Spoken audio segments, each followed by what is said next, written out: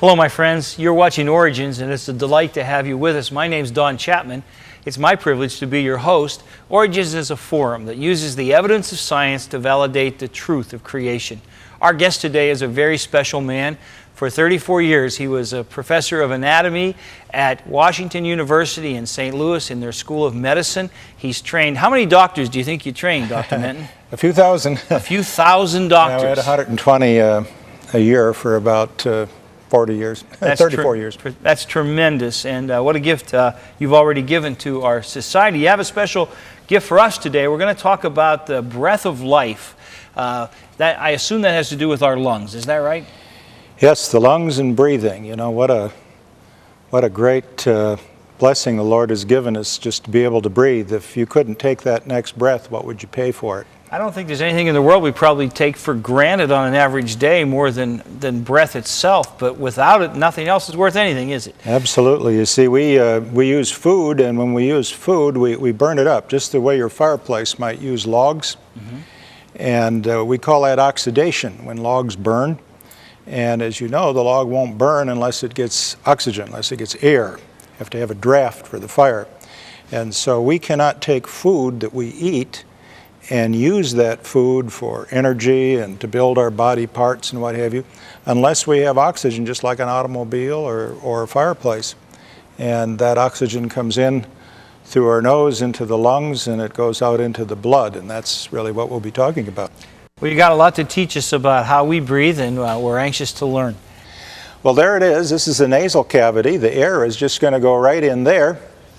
But you know, if you live in Minnesota, as I did for a while, and you get into the winter, it gets to be 10 below zero, it actually sort of hurts to breathe at 10, 20 below zero. Yeah, it does. Because that cold air is going to go into your warm body, and the Lord's aware of the problem. Okay. So inside of our nasal cavity, he gave us a radiator. A radiator and a humidifier. For example, on your furnace, you might have one of those devices where to keep the air from being too dry in the wintertime, it humidifies the air. Well, on the lateral wall of our nasal cavity, we have a couple of little ledges that stick out, and there are blood vessels inside those ledges, and the blood vessels give off heat to pre-warm the air before it goes into the lung, as much as possible. In Minnesota, it can be difficult to catch up. And also to humidify the air so we don't get too dry a air going into our lungs.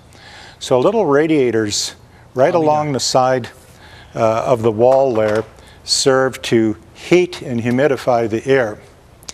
When the air has entered into our nasal cavity, it comes down into an area called the pharynx and into the larynx, which is where we speak. And we're going to use that air to speak too, because without air we can't speak. That's what causes our vocal cords to wiggle. And there's a kind of a little fork in the road down here. If the air goes this way, it goes into the trachea, and we are able then to get that air to our lungs. And then there's another path this way where the food goes. And of course we want to make sure we get the food down the esophagus and the air down the windpipe. It's not too comfortable, you get those mixed up. From there we go down the esophagus to the lungs. Now the lungs are interesting structures. We see one on the left and on the right. We have a lung on the right, one on the left. And those lungs are inside of a sac. And the heart is also in a sac. We'll talk about that later. For now, we'll talk about the lungs. And that sac around the lungs is important because the lungs are going to be like a bellows. They're going to get larger and smaller that will allow us to breathe. The problem is, if the lungs are moving and they're inside this sac, rubbing that sac could cause friction. So there's a lubricant lining the sac so the lungs do not give off too much heat. Our heart and our lungs alone would overheat our body to the point that we would die, were it not for the fact that they are in lubricated sacs to minimize the friction. It's amazing. To get air to come into the lungs from the esophagus, we need to change the size of the chamber that the lung is in. We need to make it a little bigger.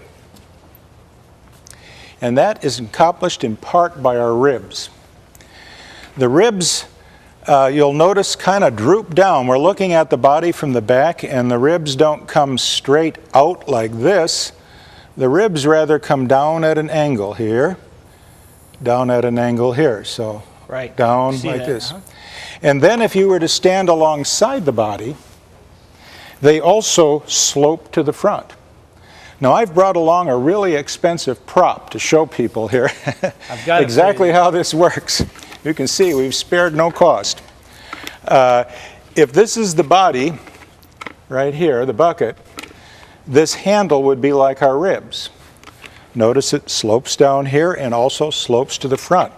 When we breathe, we have muscles attached to our ribs that elevate the ribs.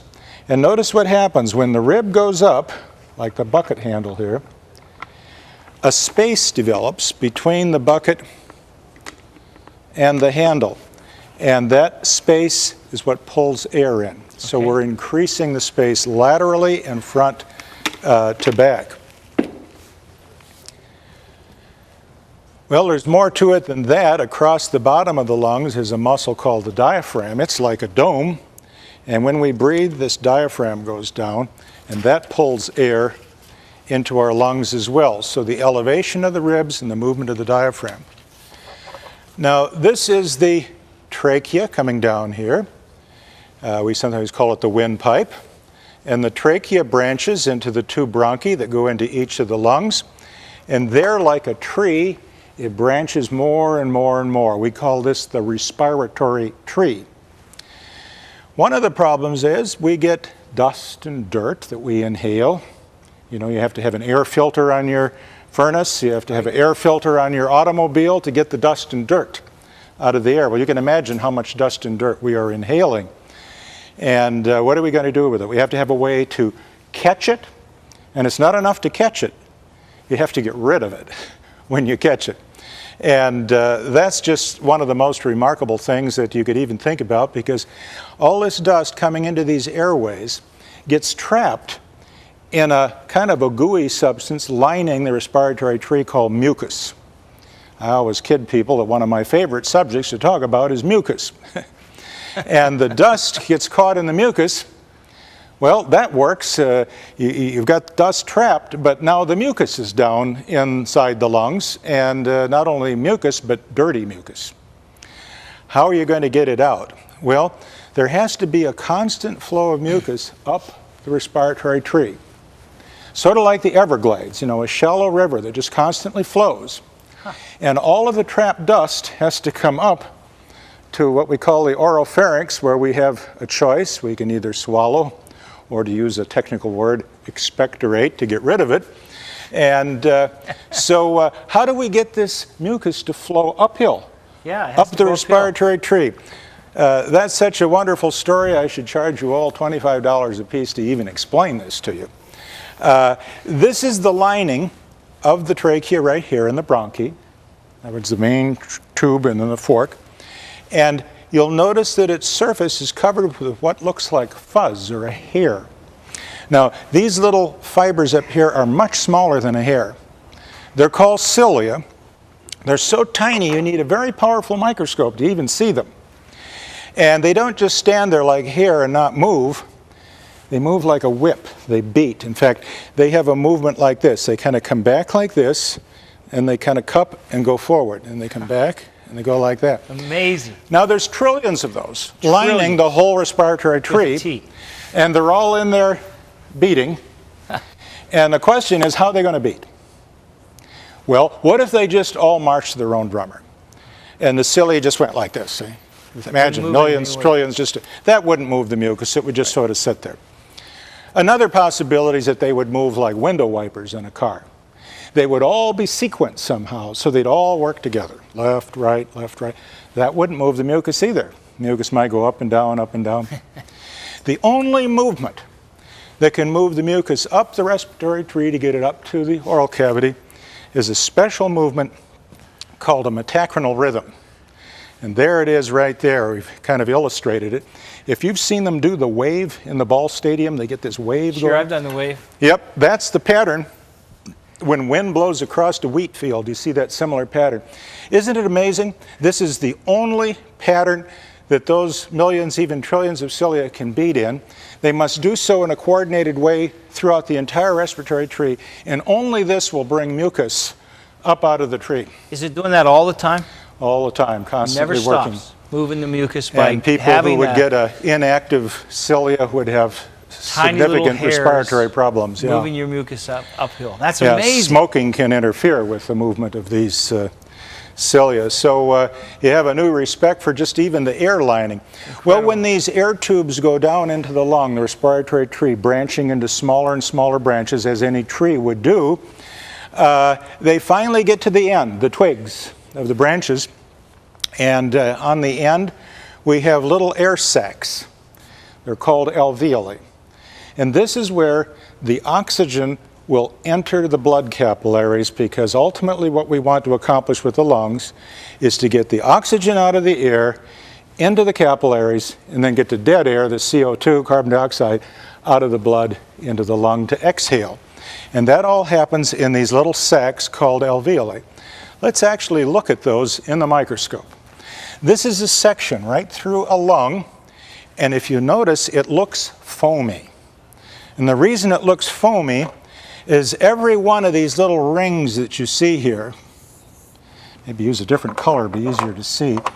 Every one of these little rings out here is one of these air sacs or alveoli. So this is a larger air pathway here, like a bigger twig of the tree or a bigger branch, and it branches once here, branches again here, branches again here, and there are several orders of branching as we come out until we get to the end where we have this little cluster of air sacs called alveoli. Let's magnify it a little bit more. Can you see the little individual rings there? Yes, sir. We'll magnify it some more yet. I call this magnifying the Lord. And finally, we get to a point where you can see this would be one of those air sacs, the alveolus. Now, it doesn't look like it opens anywhere, but in some other plane of section. This is a good view of one right here. They're like a bowl. They're shaped like this, and the air can come in from the bronchioles, the little twigs and branches of the respiratory tree. And in the walls of all these little like air bubbles, we just have a whole network of capillaries waiting to get that oxygen to take it off to the big toe or wherever it needs to go to get the nutrients. Well, this is an interesting picture here where we've taken a piece of lung and cut a kind of a thick section through it. But before we did that, we filled the blood vessels of the lung with a dye. And this is one of those, find a contrasting color, this is one of those little air sacs alveoli here. Here's another one here. And what I want you to notice is just how rich this plexus of capillaries are in there. And that this is what's going to pick up that oxygen, put it in the blood, and get it off to all the cells in the body that require oxygen. Well, if we take an even higher power view of this little sac, this alveolus, it's kind of scrunched together here. There are blood vessels running through here. I can see one going through like this. But in addition to the cells that cover the lung, there's another type of cell right here that looks foamy. We call that the type 2 cell. The type 1 cell lines all those little sacs in the lung. The type 2 cell secretes a little special material, looks foamy in the microscope, and that material is surfactant. It's basically similar to dishwashing detergent. Really? You see, in order to breathe, the lung is lined with water. It's a little thin coating of water. Now, if you were to take a sandwich bag, put some water in the sandwich bag, you would notice that the two walls would cling together. Yeah. If you took two pieces of glass, imagine two window panes, put some water on it. Put the two plates together. You can't pull them apart. You have to slide them apart. That's because of the surface tension force of water when it's in a thin film. These little air sacs would collapse tight and you couldn't breathe were it not for the fact that your lung is secreting a special detergent, like dish detergent, that breaks down the surface tension, which is what the whole effect of washing detergent is, and allows the lung to stay open. Sometimes What's that called? That's called surfactant. Okay. And it's made by what we call a type 2 cell in the lung. You have the type 1, which gets the oxygen across. Right. The type 2 makes that. How about that? You weren't going to get through this talk today without seeing my grandson. My grandson Hayden was born 2 months premature. He only weighed about 2.5 pounds when he was born. He spent about 2 months of his life there in neonatal intensive care. One of his problems being born this early is that he was not ready to make the surfactant, the detergent. So the capillaries are there to take the air, but the detergent isn't there. Right, the capillaries are there, the lungs are there, the airways there, everything's in place. Okay. The only thing you don't have is the detergent Wow. that keeps these little thin filmy bags from clinging. I didn't realize that. And by making the detergent, they can open up and you can breathe. So they have little tricks where they kind of blow some of the detergent in and they get the cells to develop a little faster. But this is a problem with premature babies, is that they're not ready to make the detergent. Think of it, one little component in our life we don't even think about. Oh, no. Laundry detergent in our lungs, as it were. Didn't know that was the problem. That's amazing. You know, we've got to take a break, Dr. Menton. Don't you go away. We'll be back. We're going to talk about blood when we come back, so you'll want to be with us. Creation versus evolution. You weigh the evidence. The human brain, a marvel of engineering. The brain has over 10 billion nerve cells. It also sends out electrical impulses at almost 300 miles per hour and receives 2,000 responses per second. The brain constantly receives signals from light receptors in the eyes, hearing receptors from the ears, taste buds, heat sensors on the skin, cold sensors, and touch sensors. How can anybody believe this magnificent structure was not designed?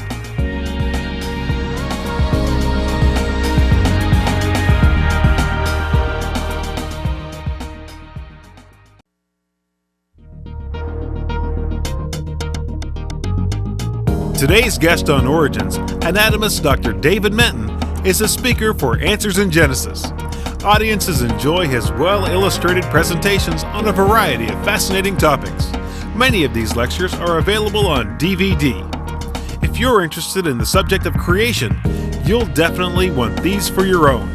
Orders are being taken at 800-778-3390. You can also write to Answers in Genesis, P.O. Box 510, Hebron, Kentucky 41048, or visit the website at www.answersingenesis.org.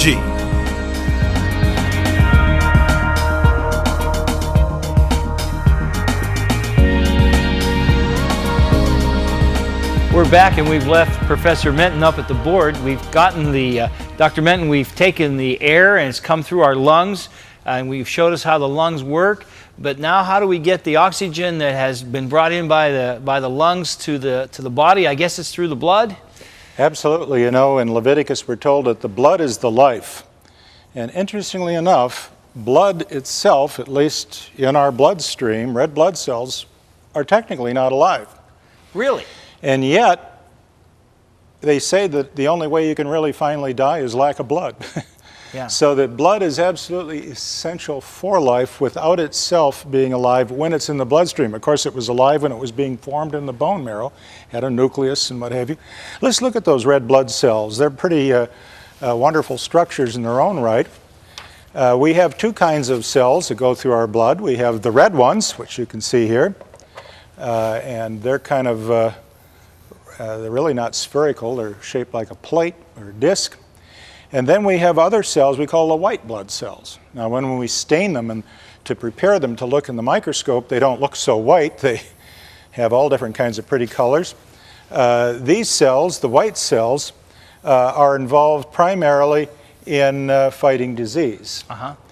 So they fight different kinds of contaminants that might get into our blood, bacteria, things like that. The red blood cell has the special function of having a very high affinity for oxygen, so that it pulls the oxygen out of the lung into the red blood cell. Then the red blood cell circulates through the body and it has to release the oxygen. Now you think about it, blood is warm, and you can't get a lot of oxygen dissolved in warm water. That's why warm water tastes flat. So we have to get oxygen dissolved somehow in warm blood, and that's done thanks to the red blood cell. And the red blood cell has a very special shape. When we look at it in the scanning electron microscope, we can see it looks like a donut where the hole didn't quite make it through. Huh. It's called a biconcave disc. Almost like little Cheerios. Right. From the edge, it would be kind of shaped like this, Okay. like a dumbbell, but Right. from the top, it looks like that. It turns out that this is just the optimum shape for maximizing the surface area to the volume. And it's just the right diameter to just fit in a capillary. So the smallest vessels of our body are the same diameter. Now, you know, the ingredient in that red blood cell that's so important is hemoglobin. Hemoglobin is the chemical that has the high affinity for oxygen and binds to the oxygen to carry it to the cells of the body. There's a disease called sickle cell anemia. And the reason it's called sickle cell anemia is look at the shape of the red blood cells in sickle cell anemia. They look like a sickle. And this is due to just one little minor change in the hemoglobin. Just an amino acid or two that's been changed just a little bit. And it has that effect on its shape. And when it doesn't have the right shape, it doesn't carry the oxygen with the same efficiency. The hemoglobin molecule is there, but it just has a couple little changes in it, and that's enough to completely change its quality. You know, I've often thought that if the whole of evolution were reduced to just making hemoglobin, without which anything that breathes wouldn't live. Nothing can breathe without hemoglobin. Let's just consider the protein hemoglobin. There are different versions of it, about 12 different versions we see in the body. And it's made up of a little over 500 little units called amino acids that have to be arranged in a sequence. And there's 20 different kinds of amino acids, and so we could let those 20 amino acids be represented by the letters A through T. That's 20 letters. Okay. And if we did that, this would be one combination that we put up here. But there's only just a few of these combinations that work out of all of the different ways they could be put together. So if evolution were trying to put it together by chance, how many different ways could we put hemoglobin together? This many ways. Give you an idea how big that number is. Consider the digits that are in yellow there. That's a 4 with 9 zeros. No clock has ever ticked that many times. Clocks haven't been around that long. Okay. Let's add a few more zeros. We've added enough to make 52 zeros. That number would exceed the number of proteins that could have ever existed in the whole Earth or the universe, no matter how many inhabited planets you'd like to invoke. Let's consider a little bit bigger number. This 4 followed by 80 zeros is a number that exceeds the number of electrons that could fit in the known universe if packed tight. And every time we add a 0, the number gets 10 times bigger. Yes. And this is a total combination of ways to put hemoglobin together. And if you're going to believe in evolution, you have to dumb luck your way into one of 12 of those. Now that's obviously impossible. Dr. Menton, join me down here as we wrap this up. You know, it's all in the way we look at it, isn't it? If we assume a creator who loved us and who has redeemed us, when we look in the microscope, we see things that proclaim His glory. If we are a skeptic and a doubter, we look in that same microscope and we just don't see God, do we? No, Romans chapter 1, in fact, says that everybody knows the truth that God is creator, but the unbeliever suppresses the truth in unrighteousness. When he looks at nature, he looks at hemoglobin, looks at the lung, he takes what he knows to be true, that there is a creator, and he suppresses it, he keeps it down, he sets on it. And that is the formula for disaster, isn't it? Absolutely. I hope that you've learned enough today that you'll want to look in to the God of the Bible, the God who loves you so much. And as you're looking, I want you to keep one thing in mind until we meet again. You know, it's God's view that He created you, and that should be your worldview too. Hope you'll join us again here in Origins, my friend. Dr. Menton, thanks for being with us, and God bless you.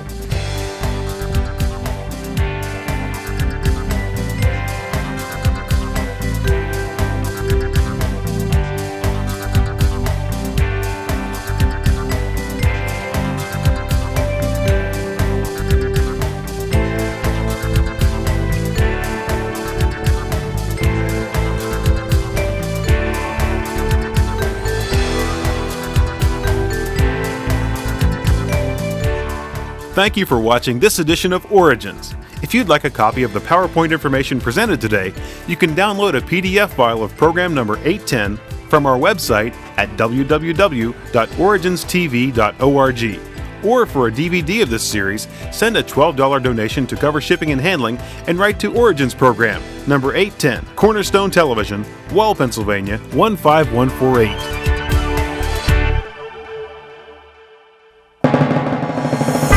Origins is made possible by the faithful prayers and the financial support of you, our Cornerstone Television family.